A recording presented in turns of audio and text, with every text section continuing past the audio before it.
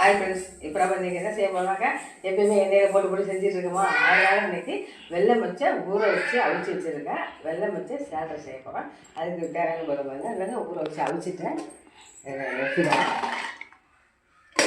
எப்பயுமே அதையே சாப்பிட இல்லை, சுண்டல் இடையில சேர்த்துக்கணும். இதுக்கு வெங்காயம் போட்டுக்குவோம்,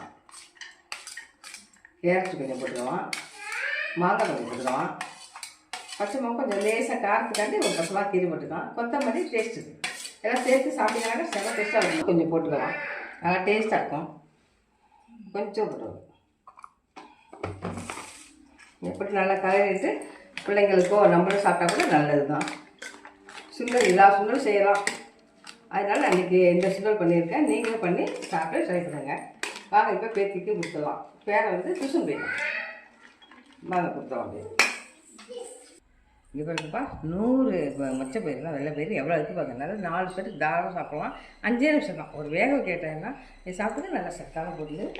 வெறும் சுண்டல் கொடுக்காம இந்த கேரட்டு இந்த வெங்காயம் எல்லாம் சேர்த்து போட்டாங்க. சேர்த்து சாப்பிட்டா நல்லா டேஸ்ட்டு, ஹெல்த்தியும் கூட. நம்மளும் சாப்பிட்லாம். எப்பயுமே வெங்காயம் எண்ணெயில் போட்டு கூட கொடுக்குறோமா, அதனால் சுண்டலும் எண்ணெயில் டெய்லி சேர்த்துங்க. இதான் பேத்தி கொடுத்துடலாம். வெங்காயம் எல்லாம் சேர்த்து சாப்பிட்டாட்டு செம்ம டேஸ்ட்டாக இருக்கும். வாங்க நம்மள சுண்டல் சாப்பிட்லாம். நல்லா பாருங்க, இருந்துச்சு 5 நிமிஷம் தான், 10 நிமிஷம் கூட இல்லை. வெந்தாலும் அப்படியே கொண்டு வரலாம். மறுபடியும் கொடுத்துடலாம். வேற டியூஷன் போயிட்டோம். ஒரு செகண்ட் தான், எதுவுமே செலவு இல்லை. 100 மச்சம் போய் வாங்கிட்டாக்க வீட்டில் சுண்டல் ரெடி.